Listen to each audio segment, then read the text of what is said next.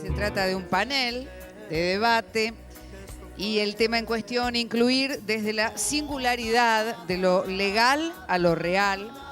Cuenta con la coordinación de Mirta Goldberg. Ella es licenciada en Ciencias de la Educación, especialista en formación de lectores, creadora y conductora del programa de educación Caminos de Tiza, que desde el año 1990 existe en radio durante 9 años y desde el año 2000 en Canal 7, ahora la televisión pública. Mirta es autora de textos escolares, literarios, informativos y periodísticos y colaboradora en diversas publicaciones dirigidas a los padres. Además es libretista de programas infantiles de televisión y se va a encargar de presentar la dinámica de este panel y a sus integrantes. Bueno, buenas tardes a todos, a todas. Quiero agradecer a la Fundación Sociedades Complejas esta nueva invitación. Quiero decirles también que desde este escenario es muy impactante ver tanta gente, tanta convocatoria. Seguramente el tema es lo convocante, el tema del Congreso en general, a lo mejor en particular también de esta conversación que vamos a tener, y pienso que tiene que ver con las necesidades, las dudas, las preguntas, las preocupaciones en torno al tema de la discapacidad. Le voy a pedir a las 4 mujeres profesionales que me acompañan que se presenten y nos cuenten algo acerca de su trabajo y por qué les interesó especialmente este tema. Ana. Perdón, me olvido del micrófono, disculpen. Mi nombre es Ana Moyano, fui coordinadora nacional de educación especial del Ministerio de la Nación hasta el 2015. Estoy jubilada. ¿Por qué me interesó? Porque es un tema que no digo que nació conmigo, pero que desde muy jovencita estuve trabajando con el tema de la discapacidad y fui viendo los distintos avances y retrocesos que vamos y venimos teniendo. Entonces me parece que es un tema que me implica, me interpela y sobre todo me compromete. Eso es un poco. Gracias. Bueno, hola, buenas tardes a todas. Mi nombre es Pilar Coveñas. Yo llego a este tema de la mano de mi hermano, que es una persona con discapacidad, que cuando era muy chiquito fue excluido de la escuela especial y eso me generó, digamos, una pregunta que sigo tratando de responder. Y bueno, a raíz de eso estudié Ciencias de la Educación en la Universidad de La Plata y actualmente me doctoré gracias a una beca de CONICET en temas de inclusión y exclusión educativa desde una perspectiva sociológica y pedagógica, y ahora quise dar un paso más. Y lo que estoy trabajando con el equipo de Claudia Broitman y con una beca postdoctoral es en temas de didáctica de la matemática para aulas inclusivas. Estamos tratando de pensar esa cuestión desde las estrategias y yo también participo, tengo una doble identidad académica y activista y participo hace muchos años con mi hermano de la Asociación Azul, que es una asociación de personas con discapacidad por la educación inclusiva y la vida independiente. Y esa asociación forma parte de un grupo que se llama Grupo Artículo 24, que es por la educación inclusiva y que reúne a más de 160 organizaciones de todo el país. Así que bueno, eso.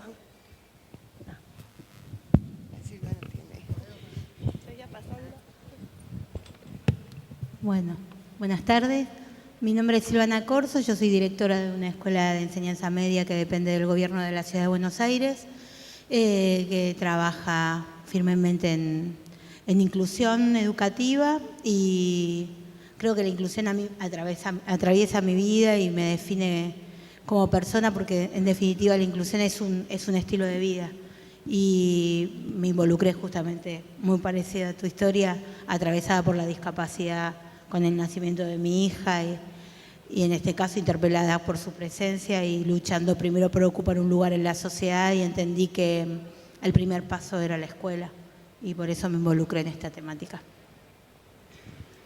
Mi nombre es Cecilia de la Flora, de formación psicóloga y maestra, soy psicoanalista, trabajo en la práctica clínica, estoy jubilada como directora de escuela especial hasta hace muy poquito fui capacitadora de la Dirección de Formación Continua de la Provincia de Buenos Aires en Educación Especial, fui maestra común, asistente educacional de psicología y bueno, por elección la misma realidad la pude ver y escuchar desde diferentes lugares. Bueno, muchas gracias. Como ustedes pueden haber escuchado, estamos con trayectorias, formación y experiencias muy diferentes, lo cual creo que resulta muy prometedor. Y vamos a empezar compartiendo con todos ustedes la escena de la película Un mundo a su medida. ¿Cómo hubieran actuado, qué hubieran dicho, qué hubieran hecho en una situación semejante? Es una escena que en realidad vivo casi, te diría habitualmente, la llegada de las familias a Rumania, son después de haber visitado 25, 26 escuelas, o ser expulsados, o no poder continuar a hacer la escolaridad primaria común y que en esa misma escuela ya no lo tomen para la secundaria, y que lleguen sin posibilidades, o incluso que te digan que no han tenido amigos durante toda la primaria, o terminan en casi una virtualidad porque es como un como sí para, bueno, que se lo aguante otro, porque es la realidad con la que conviven estas familias. Así que es lo que respondo todos los días. En Rumania en general hay un lugar y un espacio para todos. Aclaremos que Rumania se llama la escuela que dirige. Sí, la escuela que dirijo. No estamos en Rumania. No es en Rumania. No, estamos en Villarreal. Pero en general hacemos un proceso, estamos en junio, ya en mayo iniciamos el proceso, lo que es el ingreso 2018. O sea, nos tomamos todo el tiempo para trabajar con las familias y pensar a cada uno de los chicos para que no repitan esta historia. Uh-huh. De esta mamá que parece que es ella la que tiene que defender a su hijo. Es que yo que fui a través, cuando vos tenés un hijo con discapacidad, lo primero que te dicen es todo lo que no vas a vivir. Entonces, la verdad es que estás peleándote con la sociedad del minuto cero. Te peleas con los médicos, la crisis familiar, salís a la calle y, digamos, todo es complejo y claro, sí, salís un poco así como a defender a tu hijo con lo que tenés y con lo que podés. Y lo peor es que con lo que podés, y hay un montón de familias que no tienen recursos. Uh-huh. Y terminan aceptando al final por ahí decisiones de otros que terminan habitando el cuerpo de sus hijos, ¿no? Yo las entiendo porque lo viví también. Uh-huh. Cecilia. Lo primero que se me ocurrió, curiosamente, fue identificarme con la mamá que defendía a su hijo. Y después dije, ¿por qué? Si la pregunta en realidad iba dirigida a qué tenía que hacer o qué hubiera hecho el director de una escuela inclusiva. Y recordé en mi trabajo como docente de educación especial, acompañando a las mamás, sosteniendo lo que era la integración, ahora la inclusión, pero digamos desde ese lugar. Ahora, después pensaba, bueno, voy a la pregunta, ¿qué era la directora de una escuela inclusiva? ¿Qué hubiera hecho? En un modelo de educación inclusiva, en primer lugar, deberíamos identificar barreras para diagramar apoyos. Deberíamos entender que hay sujeto de derecho y algo que me parece que a veces nos olvidamos, sujeto de deseo. Los chicos querían jugar. Y además entender que para una propuesta didáctica inclusiva, ¿qué es lo que se hace? Se reacomoda el juego de alguna manera para que todos lo puedan jugar. Entonces, como directora de una escuela inclusiva, yo hubiera dicho, ¿dónde estaba la dificultad? Los chicos eran geniales, a los chicos se les ocurren cosas, a lo sumo hubiera ido al patio y hubiera dicho, ¿se sujetaron bien? Bueno, pero diría, a ver, la barrera está en este docente que, ¿qué le pasa? A ver, en su implicación subjetiva, le da pena, dice, no estoy preparado para esto, no encaja en el formato de mi clase homogénea, él mismo como persona en el mundo qué le ocurre con sus propios límites, qué le pasa cuando alguien como su alumno presenta límites un poco más expuestos, qué le pasa como ciudadano en el mundo ante la inclusión social. La inclusión educativa, a mi modo de ver, forma fuertemente parte de lo que es la inclusión social. Entonces hubiera trabajado con el docente, pero seguía dando vueltas con esto, digamos, de mi experiencia por varios lugares. Y yo digo, a ver, pero la directora de la escuela protagonizaba un lugar de barrera. Entonces, lo que me pasó es volver a pensarme en la educación especial, cuando desde el lugar de maestra integradora, asistente educacional, vicedirectora, directora, iba a tratar de brindar un apoyo al directivo de las escuelas del nivel, porque cuando se conmueven, cuando el alumno no se ajusta a lo que esperan, ¿qué hacen? Se tornan expulsivos. Esto un poco en la experiencia. Tengo, como para terminar esta partecita, una breve anécdota. Trabajé, y esto, a ver, yo empecé a trabajar en el siglo pasado, no había integración, pero esto es de comienzos de siglo. Trabajaba como asistente educacional en una escuela para niños sordos. Había un niño sordo muy chiquitito que había empezado su escolarización en sede, pero en ese tiempo y en el formato de lo que es la integración, si el niño reunía ciertas condiciones, que este pequeño las reunía sobradamente, podía ser integrado. Bueno, vamos a buscar una escuela. Iba la mamá, era rechazada. La directora entonces me dijo, a ver, Ceci, anda vos porque esta mamá queda muy expuesta. Salí a buscar escuela para este niñito. Hablo con una directora y le digo, el niñito sordo. Bueno, ¿es agresivo? Me dice la directora. No, señora, le digo, es sordo. ¿Por qué piensa que es agresivo? Porque tuvimos un Down agresivo y todos los padres se quejaban. Conclusiones, estaría de más. Gracias, Cecilia. Siguiendo con la escena que vimos, la directora, se supone que es la directora, dice, la política educativa de este distrito prohíbe...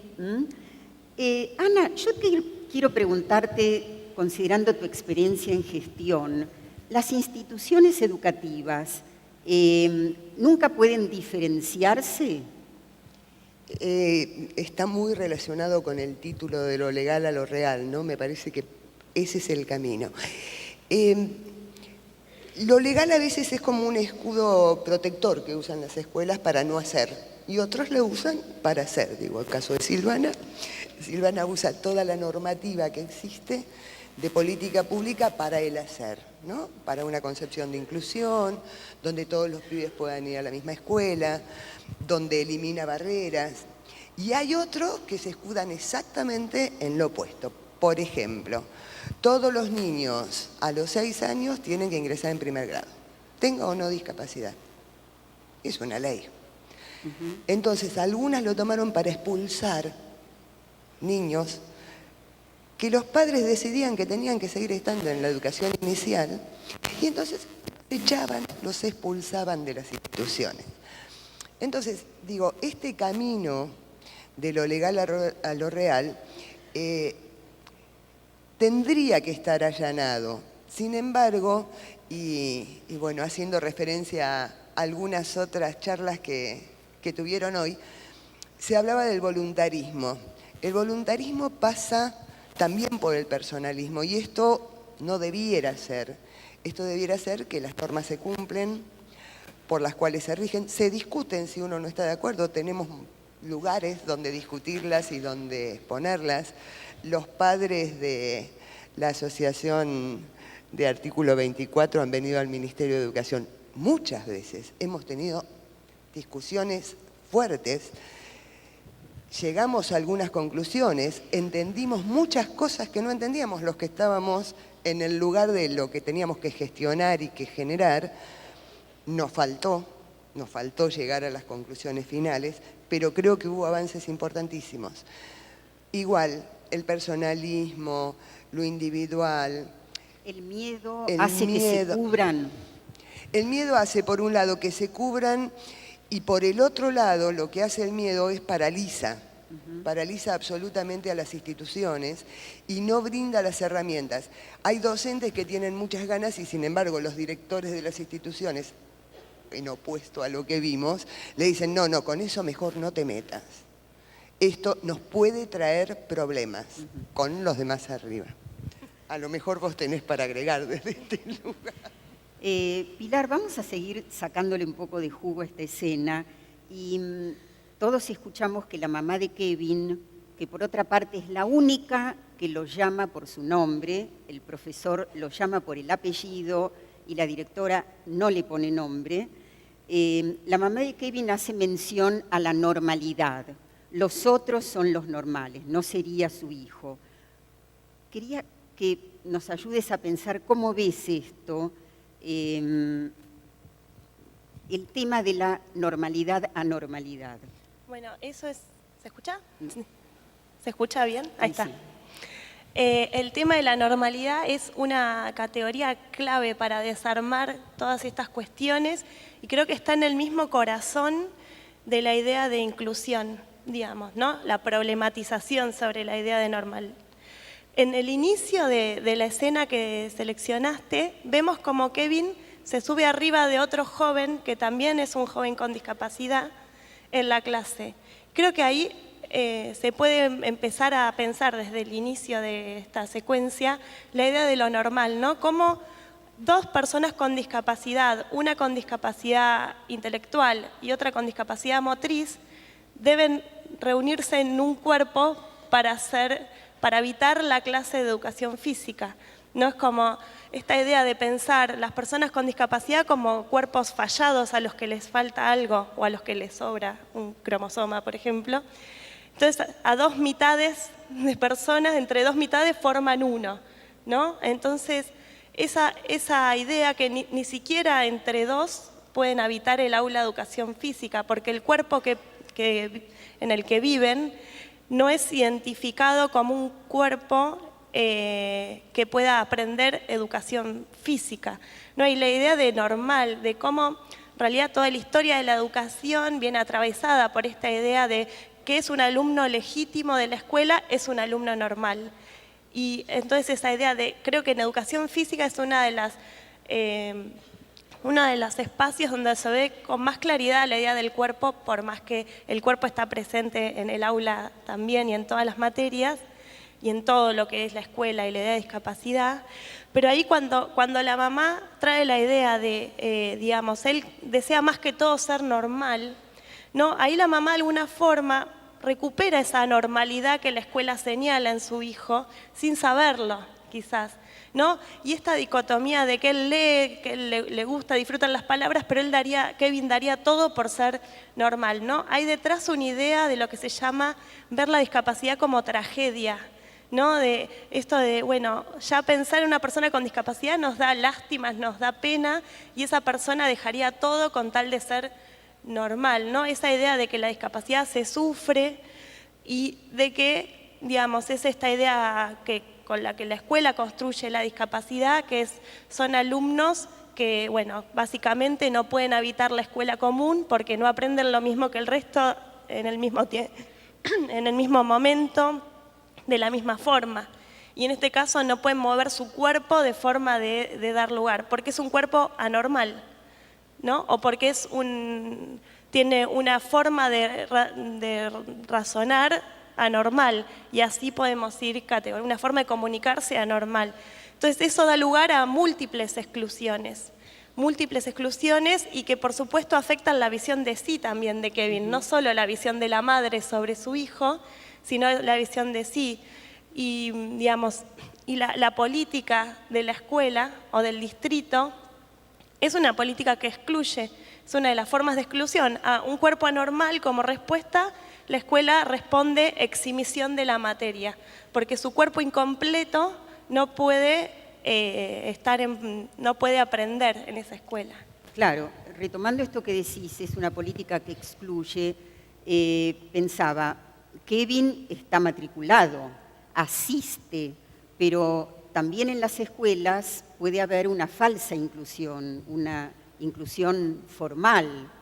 Me gustaría que comenten esto Cecilia y Ana. Si me permitís, hay una pregunta que se hizo al finalizar la otra conferencia, que una docente dijo, tengo 25 alumnos y un integrado. ¿Cómo? 25 alumnos y un integrado. Y a mí me hizo mucho ruido. Dije, ¿los otros estarán desintegrados? Volvemos a estigmatizar al integrado. No tengo 26 alumnos y tengo dificultades para enseñarle a uno. Me hizo mucho ruido, pero es un vocabulario que usamos habitualmente. Tengo un aula de 20 alumnos y tengo 5 integrados. Todavía no tenemos incorporado lo que implica un grupo humano integrado, todo. No el que es distinto se tiene que integrar. Entonces, este camino de la integración a la inclusión, que discutimos tantas veces, y que en nuestro país fue un camino, que empezamos con la integración donde los pibes se adaptaban a la escuela, y ahora repensamos la situación y sabemos que las escuelas nos tenemos que adaptar a las necesidades de los alumnos. Pero en ese pensamiento todavía no está llevado a la práctica cuando desde la espontaneidad seguimos diciendo, tengo un integrado más. No sé si coincidís con lo que estoy diciendo. Sí, a mí me hacía la reflexión entre esta tensión entre lo legal y lo real, y una observación que vengo realizando en el sentido de pensar, creo que en este momento, y si pensamos, a ver, más allá de las utopías maravillosas, las que queremos, las que Galeano diría, la que me sirve para caminar, yo hago una lectura de la escuela por dentro y veo que estamos como más avanzados en la inclusión, en normativas, que a veces con la verdadera propuesta pedagógica al niño en el interior de la escuela. Digo, entre la inscripción y la titulación hay muchísimos días, muchísimas horas que los chicos están en la escuela. Ahora, lo que me parece que podemos, y esto lo podemos hacer desde la escuela por dentro, revisar algunas cosas. ¿Qué hay después ahí adentro en el corazón de la propuesta educativa? Porque si de repente todavía seguimos enseñando, a ver, no para esto del 25 y un quemado, sino para todos, con ese formato de la didáctica tradicional, la lección para todos, a lo sumo, la lección para todos y algo bien diferente para uno, no una propuesta diversificada. La lección magistral, después las preguntas de los chicos y los chicos en la evaluación que tienen que hacer, repetir la palabra del maestro del libro. Y estoy pensando, sujeto de derechos, autonomía, que pueda decir algo, hay toda una contradicción. A mí me parece que el gran desafío en este momento es, en buena medida, trabajar en el tema de las barreras didácticas.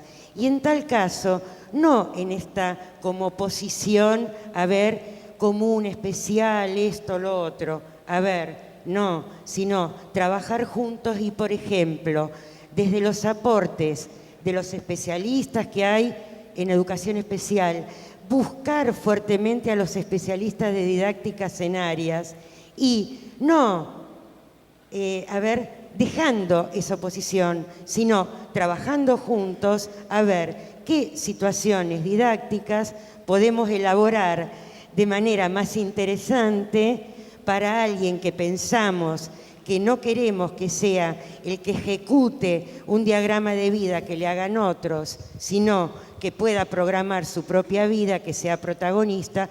¿Con qué direccionalidad didáctica vamos a trabajar? No para los 25 o para el quemado, para todos y juntos.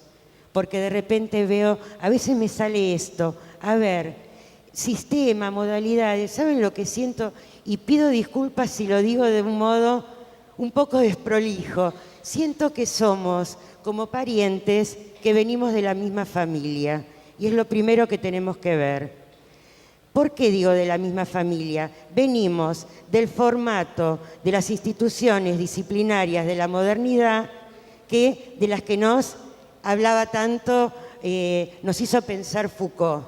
Yo encontraba en el mismo corazón de la sede de las escuelas especiales fragmentar, clasificar y separar el bueno, el mediano y el malo alumno. Esto mismo he encontrado en común. Y después digo, educación especial, modelo médico, nos vamos de eso, pero hoy en día el modelo médico, formato, medicalización, patologización, DSM, en tal caso lo sacamos por la puerta, pero entró por la ventana y pesa fuertemente en los niveles y en las modalidades.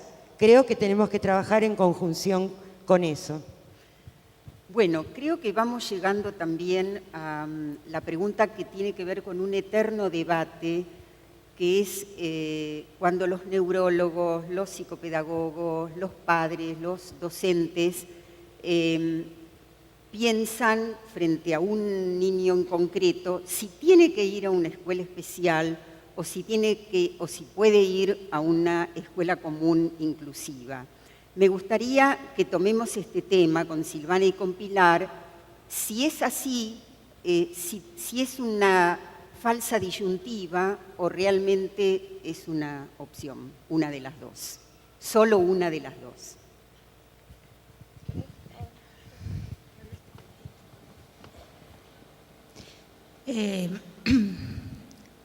Yo creo que hay solo un tipo de escuela, no hay opciones. Y esto que se lea bien, me parece que la sociedad vos no salís a la calle y vas por la vereda de los sordos y después vas por la vereda de los autistas. Digo, la calle estamos todos y nosotros tenemos que preparar a los chicos para que salgan y se integren en la sociedad.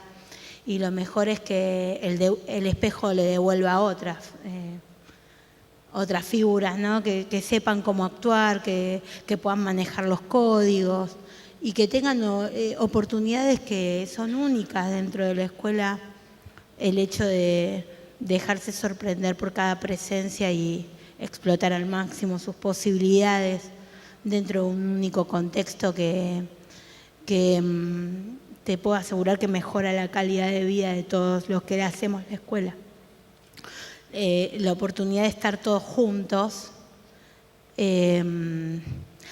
mejora no solo la calidad de vida de los compañeros, es una gran posibilidad de crecimiento profesional que tenemos los docentes.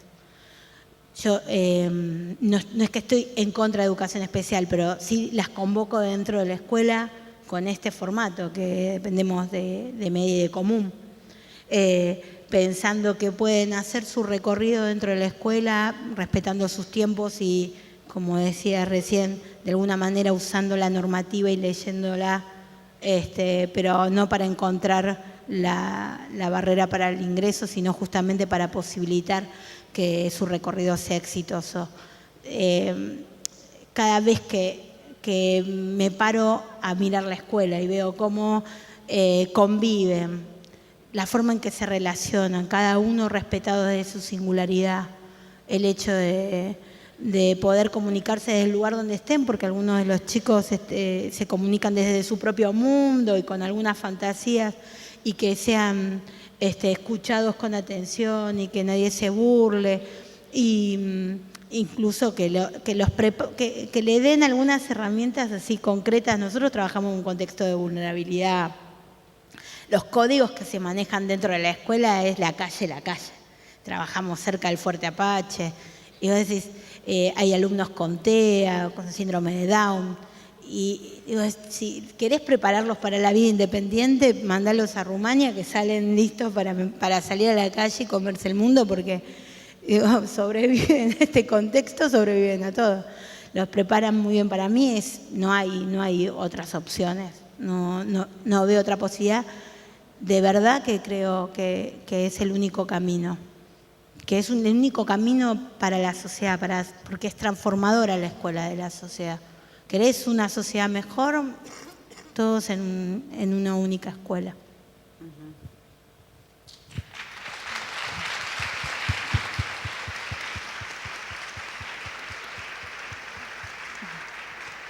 Sería todos en la escuela común aprendiendo juntos. Esa sería tu posición. Yo creo que todos los chicos pueden aprender y lo que tiene que garantizar la escuela es que aprendan todo lo que son capaces de aprender. Ahí no los estafás. ¿Sí? Toda su potencialidad es misión cumplida. ¿Y Pilar? Sí, bueno, yo coincido plenamente y conozco algo de tu escuela, sé desde dónde lo hablas. Y por eso creo que escuelas como la de Silvana nos están diciendo que esto es posible, esto no es una utopía. Y en todo lo que existe hay muchas investigaciones, hay muchas experiencias, hay países donde el sistema de educación es inclusivo, como Italia, como algunas provincias de Canadá. Yo quería retomar la pregunta y decir que en realidad yo creo que hoy estamos preguntándonos si una escuela común o una escuela especial, por todos esos docentes que fueron a escuela común y que la primera vez que ven una persona con discapacidad es en la escuela común porque está integrado, incluido, son cosas distintas, pero bueno, está ahí, presente. Si el día que llegue la escuela inclusiva, ya nadie más se va a preguntar qué hago con este alumno, no me formaron para esto. Porque cuando yo por ejemplo, que desde muy chica con mi hermano y en la asociación conocí a personas con distintas discapacidades y trabajé conjuntamente con ellos, hay preguntas que no me hago porque me siento afortunada de haber podido compartir distintos espacios con personas con distintos tipos de discapacidad. Y yo creo que también ayuda un poco el tema de que hoy dudemos si es posible y cómo, el hecho de que una escuela, un circuito educativo diferenciado genera un circuito en la vida social diferenciado y que no nos conocemos con las personas con y sin discapacidad, como decía Silvana. Pero también cómo las pedagogías y las didácticas se fueron desarrollando. ¿No? La pregunta sobre las personas sin discapacidad, sobre los modos de enseñanza, no es la misma sobre las personas con discapacidad, donde es si pueden aprender, no es cómo les enseño, sino es posible que aprendan. Y eso ya nos deja en un lugar complicado. Cuando hoy en realidad lo que nosotros sabemos es que se necesitan al menos 3 cuestiones para hacer posible la inclusión educativa. Primero, una perspectiva de la discapacidad desde los derechos humanos. Es decir, esa persona que tengo ahí es una persona completa, no como por ahí la idea del video que se necesitaban 2 para ser 1, sino que esa persona es completa y está en todo derecho legítimo de estar presente en este aula. No, si yo creo que esa persona dudo de su capacidad, si puede aprender o dudo de su legitimidad de estar en la escuela, nosotros sabemos, hay muchas investigaciones que lo demuestran y en la práctica vemos que los docentes van a hacer algo para que ese alumno fracase, aunque sea inconscientemente. Segundo, una concepción de la discapacidad, no como una imposibilidad, sino como una característica, una forma más de ser y estar en el mundo, solo que está atravesada por múltiples barreras y eso genera formas de exclusión muy fuertes, que van desde exclusiones muy pequeñas hasta incluso el exterminio o la muerte, ¿no? Y tercero, una forma de pensar la enseñanza, porque no es verdad que haya una pedagogía para personas sin discapacidad y otras personas con discapacidad. La didáctica, estamos en el mismo lugar, es la misma. O sea, nosotros estudiamos cómo los chicos aprenden y cómo desde la enseñanza podemos, partiendo de lo que sí saben, estirar hacia lo que queremos que sepan. Ese mismo formato que ya todas ustedes estoy segura que conocen, es el mismo que usamos para pensar las personas con discapacidad. No es una didáctica de la discapacidad. En mi caso estoy posicionada en la idea de la didáctica específica, o sea, el contenido es lo que me determina, no la discapacidad. ¿No? Entonces, de esa perspectiva, las docentes hoy en las escuelas tienen un montón de herramientas, pero acá falta otra cuestión, que es, bueno, por un lado las culturas de las escuelas, que sean culturas inclusivas, yo considerar que tengo herramientas y todo lo que no tengo, una idea muy fuerte de la educación inclusiva que está presente en las didácticas hoy, es la idea del trabajo colaborativo. Nadie le pide a la docente que resuelva sola el trabajo en el aula, sino más bien se piensan estrategias de planificación y desarrollo de la clase. Entonces la idea es que todos los recursos que están en las escuelas especiales pasen a las escuelas comunes, pero como apoyo a los docentes, no al alumno que esté separadito en el rincón, sino que esa maestra integradora, por ejemplo, pueda planificar conjuntamente con la docente en espacios específicos para eso. Por eso sí, la respuesta es una sola escuela y todos los recursos de especial en común trabajando conjuntamente. ¿Y vos cómo lo ves, Ana? Yo, a fuerza de parecer muy antipática, voy a decir que es una utopía. La verdad que en nuestro país se certifican contenidos específicos. Para terminar la escuela primaria, los alumnos tienen que tener determinados contenidos aprendidos. Cuando digo aprendidos, es al maestro, al director, al sistema educativo provincial o nacional, no le importa si lo sabe de memoria. No importa que lo sepa, no importa cómo. Y lo mismo con el secundario. Entonces, la verdad que hasta tanto no podamos lograr este camino de cambio de cabeza, de decir, nosotros tenemos que educar para una mejor calidad de vida, para aprendizajes para vivir en este mundo, que es lo que decía Silvana, salen de Rumania y pueden vivir en el mundo tranquilamente. La verdad que hasta que no cambiemos eso, mientras nuestro sistema educativo certifique contenidos, no todos los pibes, tengan o no discapacidad, van a hacer su trayectoria escolar y tendríamos que referirnos a lo que planteaba Flavia, cuáles son las diferentes trayectorias escolares de los pibes. Y la mayoría son sinuosas, y la mayoría son diferenciadas. Y el tema de la normalización no existe y lo homogéneo no existe. Pero está planteado así, y desde el punto de vista histórico también está planteado así. Todavía arrastramos el sistema médico en las escuelas. Digo, el trabajo conjunto, vos decís que entran por la ventana. Yo digo que están filtrados desde hace muchos años directamente por las rendijas de las puertas, ¿no? Por un lado, la pelea eterna entre salud y educación para atender los temas de discapacidad. La formación docente tiene muy pocos años de cambio en las áreas, en las disciplinas. Nos formaban más en todo lo que tenía que ver con la patología. De todos modos, a hoy, el aporte de la educación especial al trabajo conjunto para los alumnos con discapacidad es importantísimo. Que sería lo ideal que trabajáramos todos juntos en alguna idea loca de que los pibes circulen por el sistema educativo porque son los dueños de las escuelas, no somos los docentes, no es el director, sino los pibes, que los pibes pudieran circular de acuerdo a sus necesidades y tuvieran todos los recursos humanos que necesiten para poder hacer la mejor trayectoria escolar, no la más exitosa en términos de contenido, sino la mejor para cada uno. Sería fantástico. Yo hoy no lo veo. A ver, tenemos...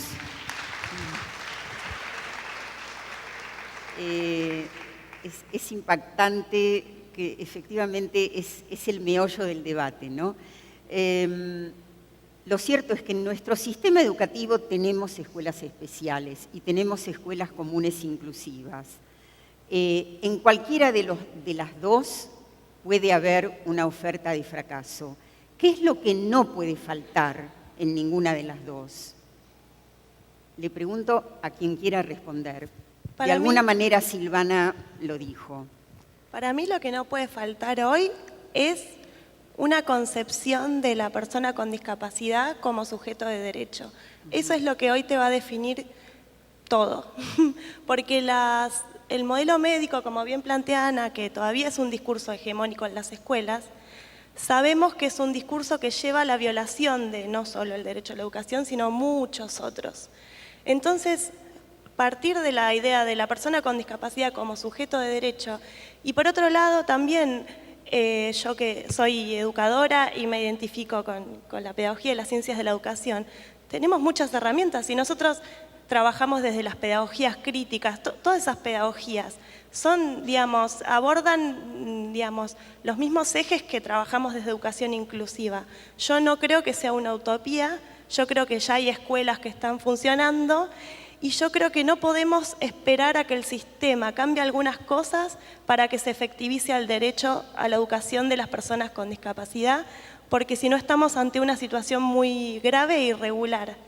Porque ya en la relación entre lo real y lo legal, por ejemplo, digamos, la Convención sobre los Derechos de las Personas con Discapacidad y todos los estudios temáticos que surgen después de Naciones Unidas, Argentina lo firmó, está obligada.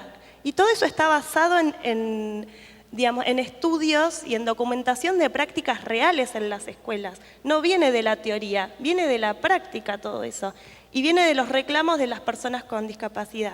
Hoy tenemos, por ejemplo, la resolución 311, que es otro avance legal y que también está basado en situaciones donde las escuelas han resuelto estas cuestiones y que parte también de problematizaciones que también están dentro del campo de la pedagogía. Como por ejemplo, ¿es posible certificar saberes? ¿Una evaluación tiene que estar atada a la acreditación? ¿Se puede evaluar exactamente lo que enseñé? ¿Es verdad que yo enseño algo y las personas aprenden tal cual todos lo mismo? ¿Es verdad que un alumno sin discapacidad da cuenta de todos los contenidos del diseño curricular? Todas esas preguntas ya están hechas dentro del campo de la didáctica y la pedagogía. ¿Por qué no volcarlas para pensar, digamos, como desafío la implementación de estas leyes que existen y que son muy buenas a mi parecer? No sé, Silvana, que... No, yo tampoco creo que sea utopía porque lo vivo todos los días. Cómo puedo dar cuenta por los hechos y pueden venir, de hecho, están viniendo de profesorado de educación especial a ver el proyecto, a recorrer la escuela, a entrevistarse con nosotros. Armamos todo un sistema de engranaje para hacer el recorrido para cada alumno que lo necesite. Digo, podemos romper con la lógica de la escuela y armar la escuela real, que es la escuela inclusiva que sostiene la ley de educación y que sostiene la convención y a la que estamos obligados. Por lo tanto, a mí me parece que la contradicción es que el sistema no esté moviéndose como en los tiempos reales de los chicos y que no esté tomando, digamos, no hay política pública firme de ir por este camino que lo obliga la ley y lo obliga la convención. Les guste o no les guste, es supranacional porque adhirió y además hace 2 años es constitucional, con lo cual estamos entrampados por todos lados. Que lo que no se puede, lo que yo no entiendo es por qué todavía está en debate, porque es ley. No sé qué estamos debatiendo. Yo lo que tendríamos que pensar es qué experiencias, pero debatir si es posible o no, no, es ley. Debe ser así, es así, debe ser así. Y digo, como Rumania debe haber un montón de escuelas que están haciendo sus movimientos, no hay un solo modelo para hacerlo posible, ¿no?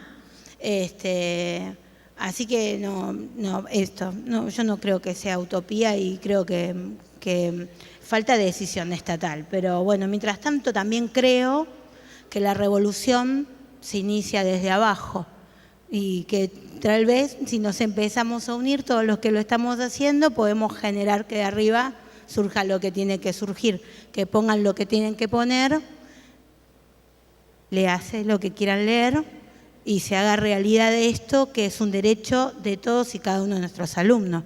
Porque es verdad, en el sistema educativo no se perdieron solo alumnos con discapacidad y de eso nos tenemos que hacer cargo nosotros. Esta que les está hablando fue condenada a estudiar para formación así profesional, pero en aquella época era cocina y corte y confección porque las maestras en la primaria decretaron que yo no podía aprender.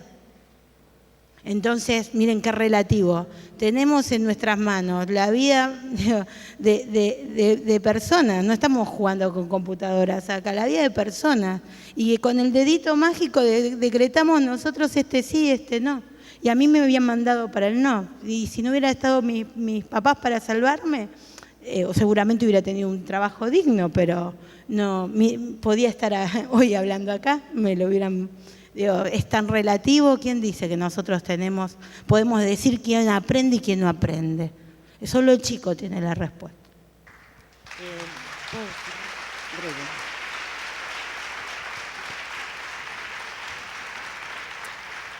Mientras hablaban, se retomaba tu pregunta, ¿qué es lo que no debe faltar?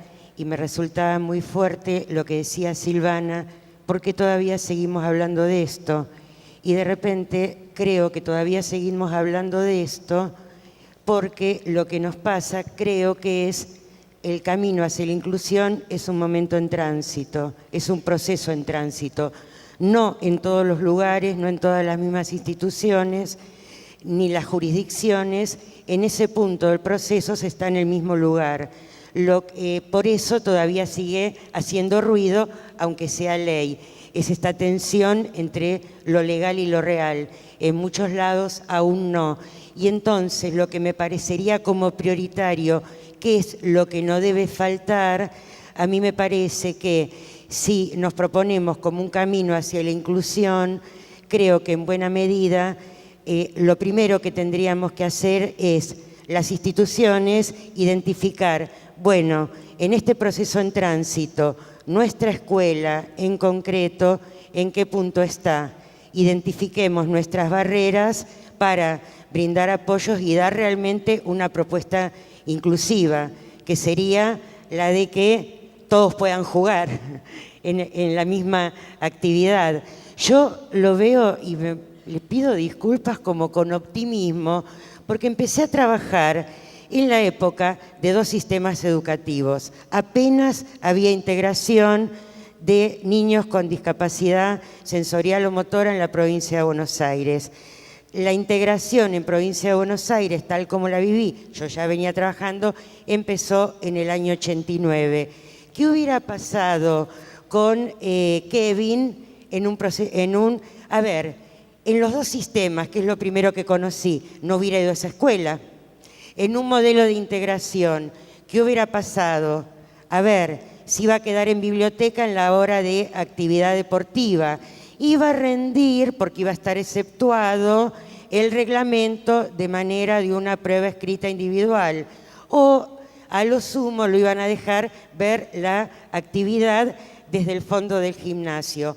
Si ahora nos estamos preguntando y de repente digo, a ver, soy optimista porque para lo que es el tránsito de la historia veo un avance muy grande. Ahora estamos debatiendo, a ver, ¿qué tenía que haber hecho el profesor? No porque se encontró con el niño, sino porque de entrada ya tenía que prever que iba a haber diferencias, plantear un juego en el que todos pudieran participar. Creo que ese es el camino a la educación inclusiva.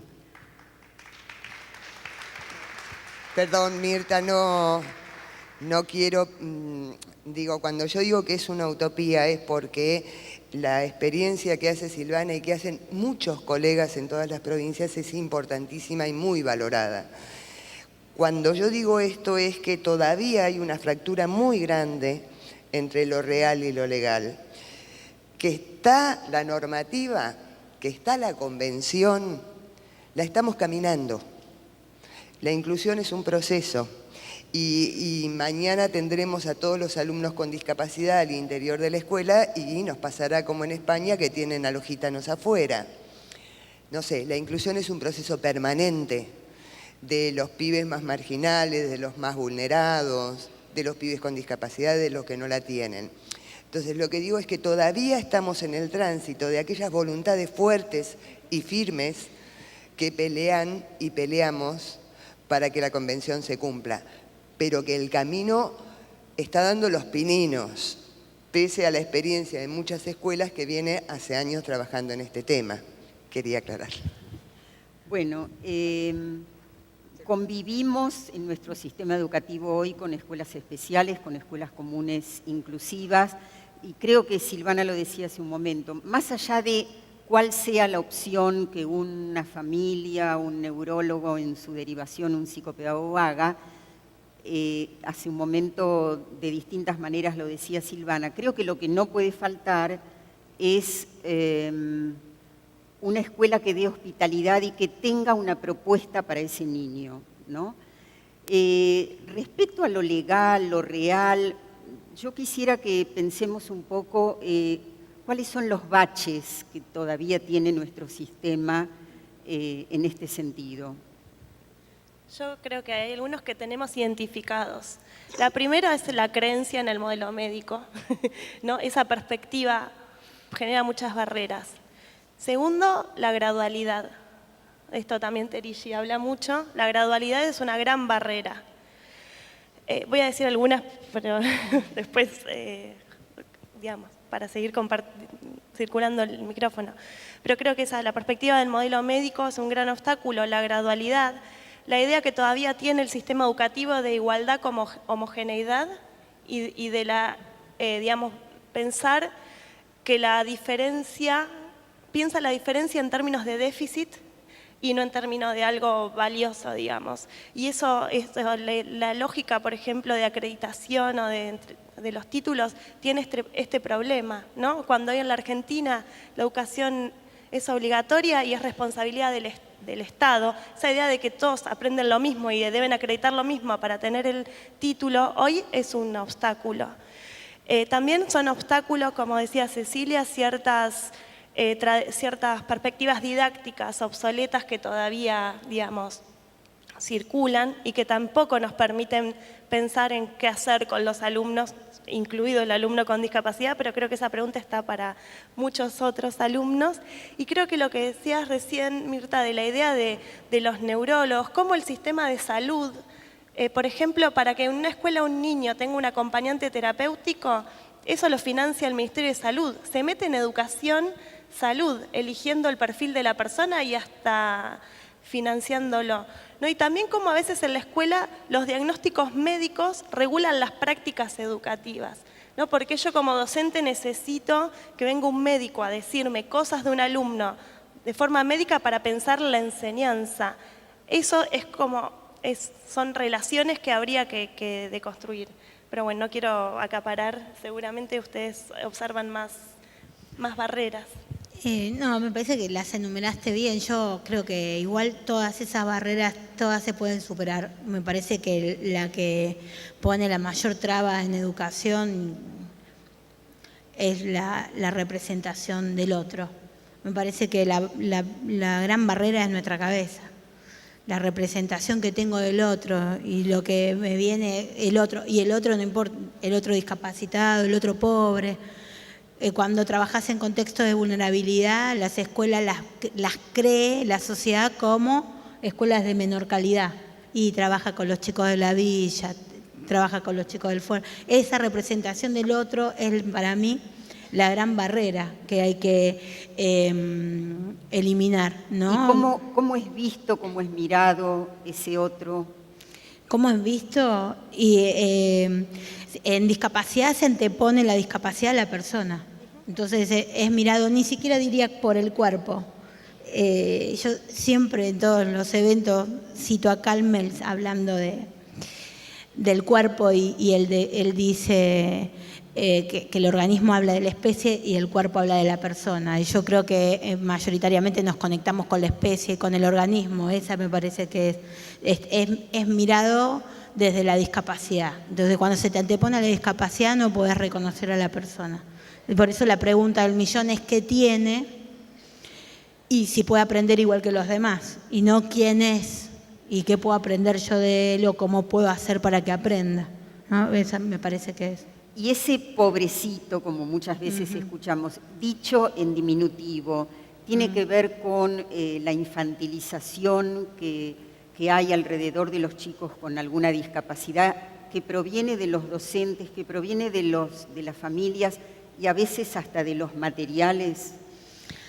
Sí, no siempre, pero sí es verdad que hay una mirada así. A veces me parece que tiene que ver con el hecho de una falsa empatía, ¿no? Del pobrecito y lo voy a ayudar y le voy a dar una mano porque él no puede como el resto. No sé si tanto por la mirada más infantil. De hecho, no, yo que digo, en la escuela no tenemos. Por ahí sí ves algún alumno y decís, es más aniñado, pero no hay una ahí. Nos cuidamos mucho de cómo los nombramos, ¿no? Luisito, no Luis. Pero me parece que el pobrecito tiene que ver con el hecho de, bueno, tiene esta dificultad y nosotros lo vamos a hacer vamos a tenerle paciencia. Y la idea de la escuela inclusiva justamente es invertir y ver en el otro cualquiera sea, un valor. Digamos, el otro como complemento de tu vida, el otro que viene a enriquecer tu vida. Y si vos cambias esa perspectiva y no le decís a los chicos, tenele paciencia que babea, pobrecito, sino le ayudás a descubrir todo el potencial que hay, la mirada es de respeto y cambia. Cecilia, vos trabajaste en formación docente. Sí. ¿Y se prepara realmente a los docentes para la inclusión? En realidad es paradójico porque hablamos escuelas inclusivas, escuelas especiales. Al docente, en el profesorado de educación especial, se trabaja bastante esto. Y qué cosa terrible que en nuestros cursos y trabajos asisten muchos docentes de educación común que vienen a buscar algo de entender de la inclusión y de todo esto en los espacios de especial, y lo que nos dicen es que realmente esto, yo no estaba preparado para esto, es porque era verdad, ni siquiera tenían el planteo de inclusión. Me refiero, perdón, a los institutos de formación docente. Claro, ahora comento por ahí porque digo, bueno, a la hora de aportar como una pequeña experiencia que me parece que puede decir, bueno, a ver, en esto de un proceso en tránsito, si uno puede ir ayudando un poquito, ¿no? En formación continua hay cursos, pero hay otros espacios que son instancias de acompañamiento a escuelas, con las cuales las escuelas comunes, especiales, las que sean, nos convocaban en este caso, por ejemplo, al mío como educación especial por determinada problemática. Con esto que está pasando, que en las escuelas parece que hay más enfermos que alumnos, ¿qué ocurre? Las escuelas no son escuelas, terminan siendo hospitales. Los docentes se sienten impotentizados porque son docentes. Perfecto. Bueno, entonces, las consultas, qué terrible, y acá adhiero tanto a lo que dice Silvana, estos supuestos, que eran las consultas. A ver, justamente tenemos 1, 2, 3 integrados, lo que sea, que tienen, no sé, el TEA, el desatento hiperactivo, el otro, que venga un capacitador que nos enseñe de TEA, de TGD, de esto, que el otro, y que nos dé las estrategias para abordarlo. El trabajito que de alguna manera hacíamos era, a ver, partamos del relato de lo que tienen las escuelas, abramos el relato, busquemos 3 cuestiones, a mí me parecían fundamentalmente: contextualización, historización, implicación subjetiva. Contextualizar la situación, historizarla, no recortarla tipo DCM, y qué nos pasa con esto. Y buscar los detalles, lo que no se dice en la reunión formal, lo que se dijo de pasillo, lo que quedó como subyacente en el chiste, trabajar ampliamente esto, y lo hacemos en forma, a ver, el nivel y las modalidades, trabajando juntos. A partir de este trabajo se arma un nuevo relato. Cuando preguntan, bueno, ¿qué técnicas? No. A ver, se armó un nuevo relato que a veces nos sorprendía, porque yo a veces decía, a ver, me recibieron con un enfermo, apareció un niño. Donde apareció un niño, devuelvo la potencia al docente, porque el docente sabe lo que tiene que hacer en el lugar de la enseñanza. ¿Qué es lo que tenía que ocurrir para que se le ocurra diagramar de otra manera? Revisar los supuestos, lo que nos está diciendo acá las...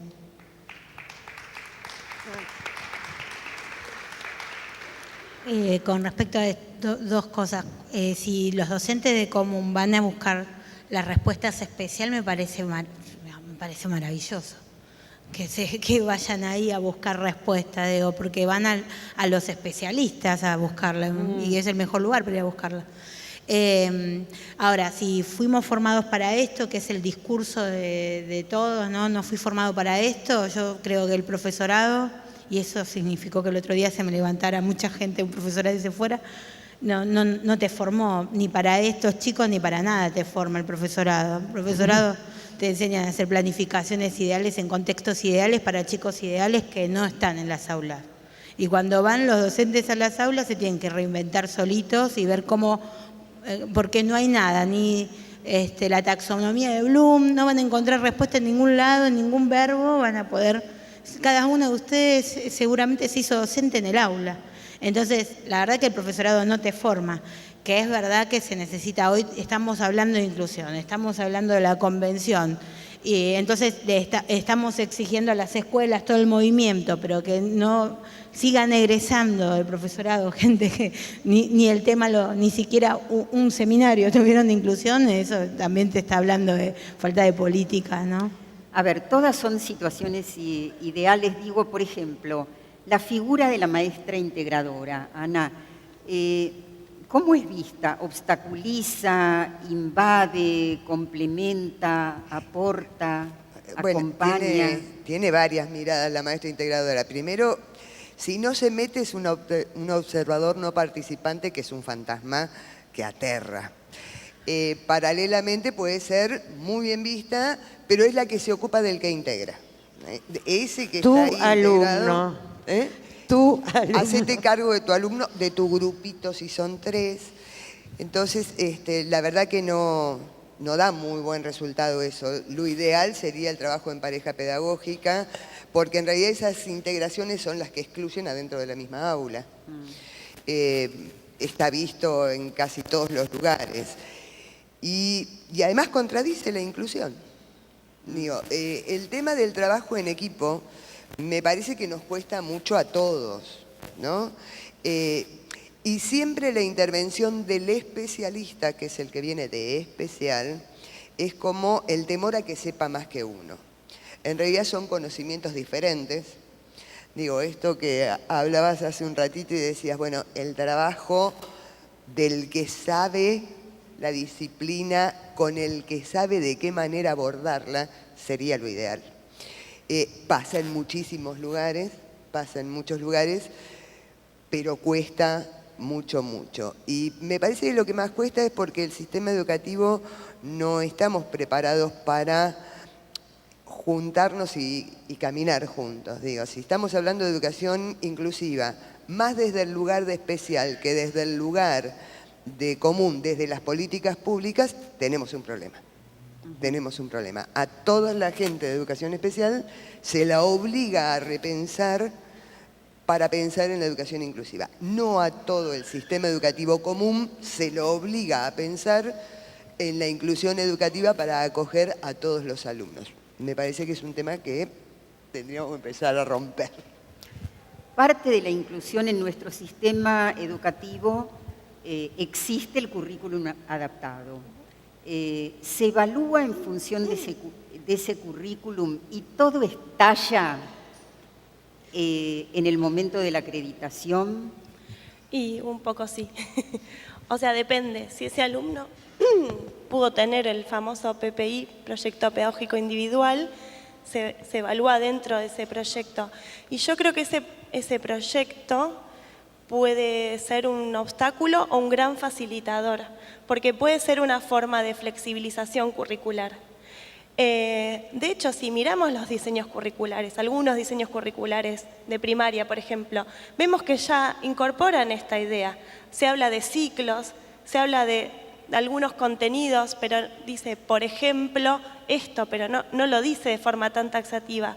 De forma que hay algunos diseños curriculares que mirados desde esta perspectiva son en sí mismos flexibles. Pero bueno, si uno tiene un diseño con una perspectiva didáctica y después lo aplica con una lógica burocrática o una lógica desde el modelo médico, hace ruido y vamos a tener un problema con la acreditación. Y ahí quería retomar un poquito esta idea porque en la acreditación también sigue habiendo roces, ¿quién acredita? Común y especial. Y ahí, retomando tu intervención sobre la formación, creo que hay una pista ahí, porque las docentes, las maestras, por ejemplo, de común se forman en la disciplina y en el nivel. Y esa es la forma en que las escuelas están organizadas. Y las docentes de especial por patología o por distintos tipos de discapacidad. Entonces, ¿cómo después pretendemos que esa docente, maestra integradora que estudió educación especial para ciegos, por ejemplo, que lo que vio es enseñarle a los ciegos de 5 a 21 años todas las materias, y va a la mañana a matemática de primaria y a la tarde a química de secundaria con otro alumno. O sea, ahí la formación así sola no acompaña, y yo creo que la enseñanza y la forma de evaluación atada a la forma de enseñanza debe ser trabajada en lógica de equipo, y la lógica del trabajo colaborativo, que es una de las lógicas con las que rompe la educación inclusiva, que es la lógica del individualismo. Tanto parte de entender que ninguna persona aprende sola, así como parte de problematizar esta idea de que una docente tiene que dar respuesta a todo. Si no, se parte de pensar en el trabajo colaborativo en equipo, que exige un tipo de formación que creo que también hace falta, aprender a trabajar juntas, digamos.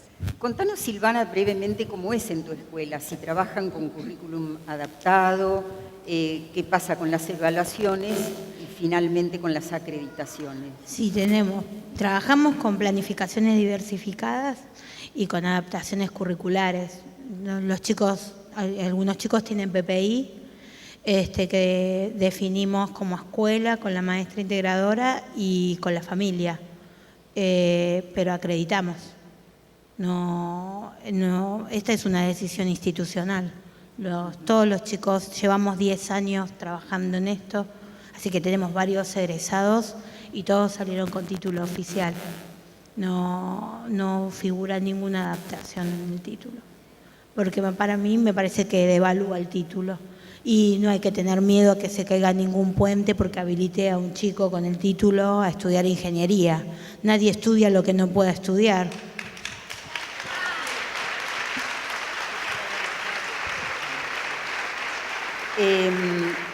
Antes de pasar a la última pregunta, quería preguntarles a ustedes cómo es el trabajo con los padres, ¿no? La mamá de Kevin parecía que no había pasado por ninguna institución en la que hubiera podido hablar de qué es la normalidad, qué no es, dónde sitúa a su hijo, cómo lo ve.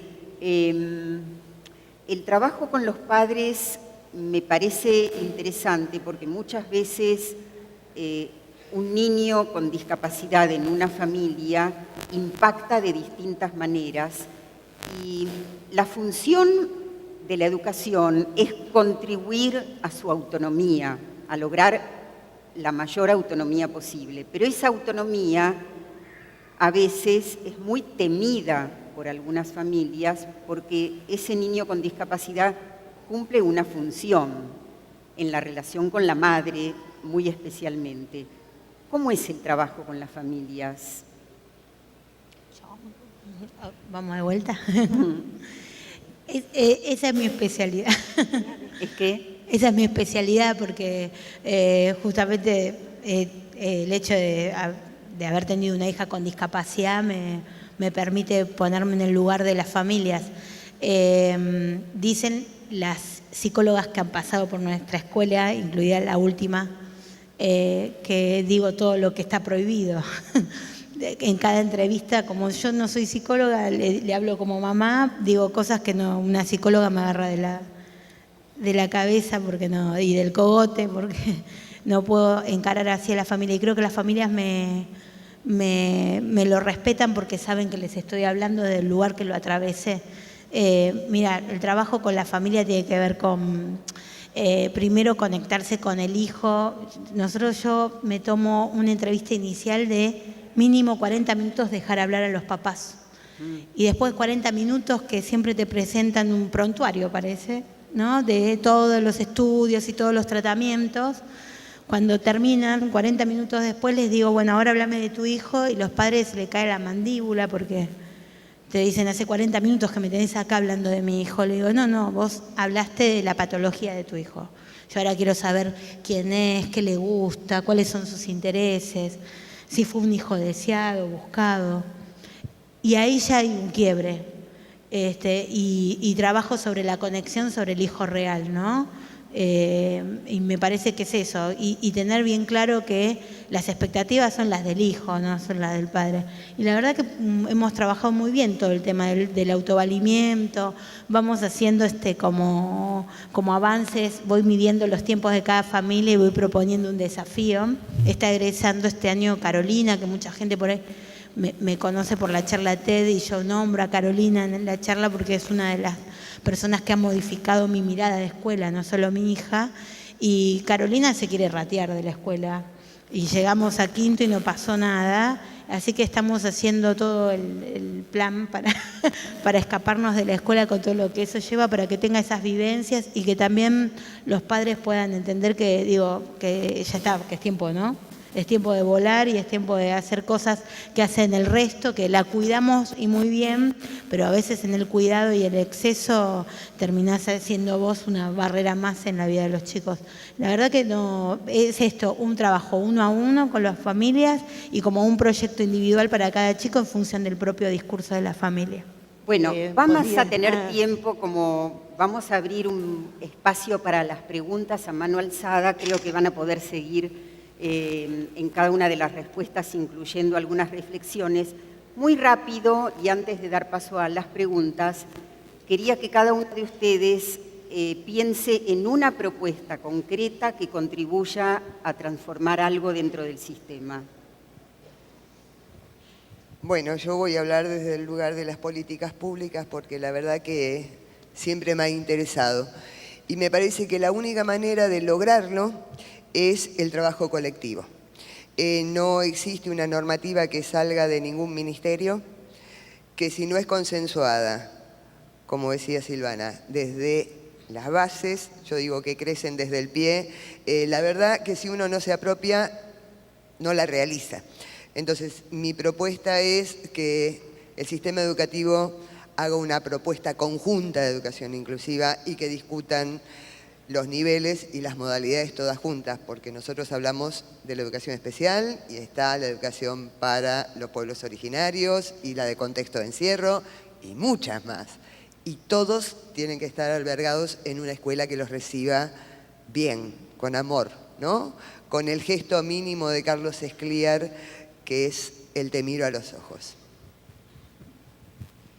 Bueno, yo vuelvo al optimismo. Digo que ya sabemos un montón de cosas sobre cómo transformar las escuelas en inclusivas y ya hay muchas escuelas inclusivas. Y creo que las transformaciones tendrían que ser en 3 planos, las políticas, las culturas y las prácticas. Y ahí yo creo que, digamos, lo que hoy nos está faltando, porque hoy no nos falta conocimiento didáctico, ni conocimiento pedagógico, ni de gestión de las escuelas. Lo que hoy nos está faltando es incorporar la idea de pensar la educación inclusiva desde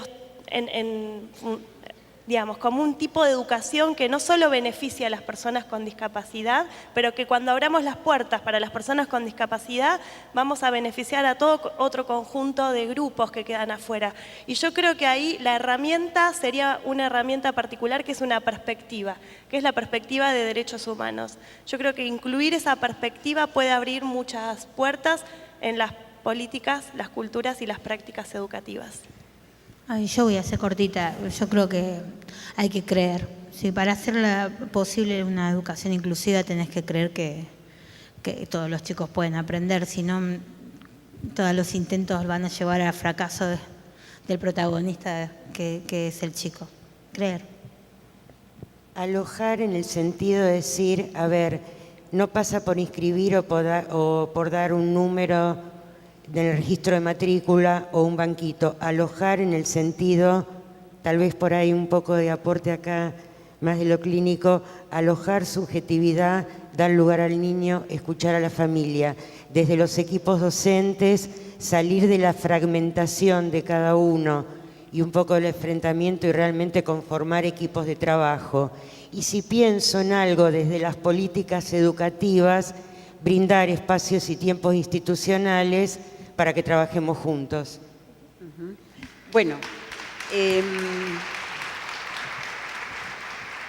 antes de darles la palabra a ustedes, quiero recordarles que mañana está la conferencia de Esteban Levín, la entrega de certificados y la presentación de trabajos.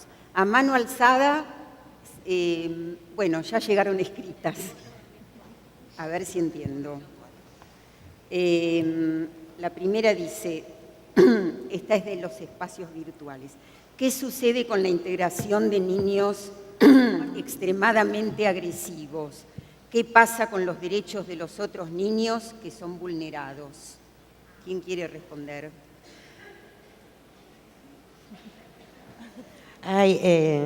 No, pensaba qué pasa con la integración. Yo pienso, de alguna manera, les digo, como maestra y psicóloga, yo fui maestra y de sede de educación especial de niños con situaciones de autismo y psicosis muy importantes. Conozco lo que es esto y me parece que entiendo a dónde va. Se me ocurre en primer lugar una mínima observación. Si estamos hablando de incluir desde la singularidad, yo evitaría generalizaciones.